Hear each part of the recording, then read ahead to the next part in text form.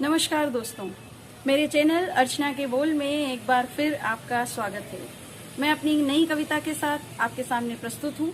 यदि आपको मेरा ये प्रयास पसंद आए तो कृपया मेरे वीडियो को लाइक और शेयर करें और मेरे चैनल को सब्सक्राइब करें। मेरी कविता कुछ इस प्रकार है। हम भी भाग्य विधाता थे, हम भी भाग्य विधाता थे, कहलाते राष्ट्र निर्माता थे। बालक ही नहीं पालक भी शीश झुकाते थे, बालक ही नहीं पालक भी शीश झुकाते थे। गुरु का प्रथम वंदन करना शास्त्र भी सिखाते थे। उच्च पदों पर आसीन विद्यार्थी भी तनिक नहीं शर्माते थे, उच्च पदों पर आसीन विद्यार्थी भी तनिक नहीं शर्माते थे। अपने सिंहासन से उतर गुरुजन को हाथ बढ़ाते थे। जिस बरामदे से शिक्षक गुजरते थे उसमें बैठने से भी छात्र डरते थे। बात करते हुए शिष्य कभी नजर नहीं मिलाता था, बेटे के पास होने पर पिता मिठाई भी खिलाता था। सब आपकी मेहनत का प्रताप है, ये कहकर एहसान जताता था। अध्यापक के कहे अनुसार चले तो अच्छे इंसान बनोगे, यह भी बताता था। बच्चे भी अपनी आंखों में शिक्षक का मान रखते थे, बच्चे भी अपनी आंखों में शिक्षक का मान रखते थे। माता पिता के जितना न सही पर कुछ तो झुकते थे। तभी अचानक न जाने कहां से महामारी आ गई और इसके बाद स्कूलों में वीरानी सी छा गई। सोचा था कुछ दिन में सब ठीक हो जाएगा, किसे मालूम था इस तूफान में सब खो जाएगा। प्रबंधन जो शिक्षक को विद्यालय का आधार स्तंभ कहता था, प्रबंधन जो शिक्षक को विद्यालय का आधार स्तंभ कहता था। अभिभावक अपने नौनिहालों का भविष्य जिसे सौंपता था, उसी शिक्षक का वेतन यकायक सबके आंख की किरकिरी बन गया, उसी शिक्षक का वेतन यकायक सबके आंख की किरकिरी बन गया। विद्यालय के पिल्लरों में खींचतान का माहौल तन गया। सारी शिक्षा व्यवस्था चौपट हो गई, देवतुल्य शिक्षक की गरिमा जैसे खो गई।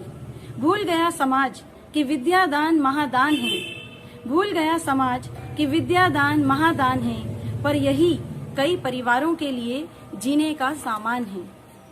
इससे ही कई घरों के चूल्हे जलते हैं, इससे ही कई घरों के चूल्हे जलते हैं। राशन बिजली और पानी के खर्चे चलते हैं। ये बूढ़े माँ बाप की बीमारियों का इलाज है, ससुराल में रहने वाली बहन बेटियों की लाज है। ये पिता की मजबूरियों को राहत देता निवाला है, ये पिता की मजबूरियों को राहत देता निवाला है। उसके बच्चों के सुखों और शिक्षा का हवाला है। 2 जून के जुगाड़ में वैसे भी वो कहाँ बैंक बैलेंस जोड़ पाया है। सैकड़ों हजारों को अपने पैरों पर खड़ा करने वाला अपनी आर्थिक बैसाखियों को कहाँ तोड़ पाया है। जब जब समाज ने स्वयं को संघर्षों से घिरा पाया है, जब जब समाज ने स्वयं को संघर्षों से घिरा पाया है, नई राह दिखाकर शिक्षक ने ही उसका बेड़ा पार लगाया है। फिर शिक्षा के क्षेत्र में भी परिवर्तन का दौर आया, फिर शिक्षा के क्षेत्र में भी परिवर्तन का दौर आया। सिखाने वाले ने सबसे पहले नई तकनीक को अपनाया, तुरंत फुरत नए साधनों का किया इंतजाम। नित नई तकनीकों से शुरू हुआ काम। ऑनलाइन क्लास में खर्च और समय दोनों के मीटर चढ़ गए, लेकिन अपने विद्यार्थियों के चेहरे देख शिक्षकों के हौसले बढ़ गए। आमदनी कम और खर्चा ज्यादा, कैसा कठिन समय आया है। आमदनी कम और खर्चा ज्यादा, कैसा कठिन समय आया है। अपना धैर्य कैसे चूकने दे जिसने जग को धैर्य का पाठ पढ़ाया है। प्रथम गुरु ने संघर्ष करके मंजिल पाने का मार्ग सुझाया था, प्रथम गुरु ने संघर्ष करके मंजिल पाने का मार्ग सुझाया था। पर मंजिल मिलने के बाद भी ऐसा संघर्ष आएगा ये तो ना बताया था।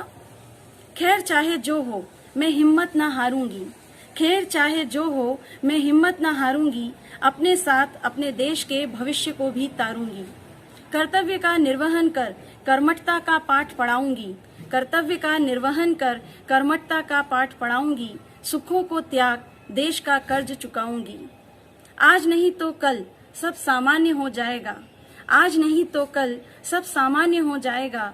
शाश्वत विश्वास है मुझे कि शिक्षक अपना खोया सम्मान पुनः पाएगा, कि शिक्षक अपना खोया सम्मान पुनः पाएगा। धन्यवाद।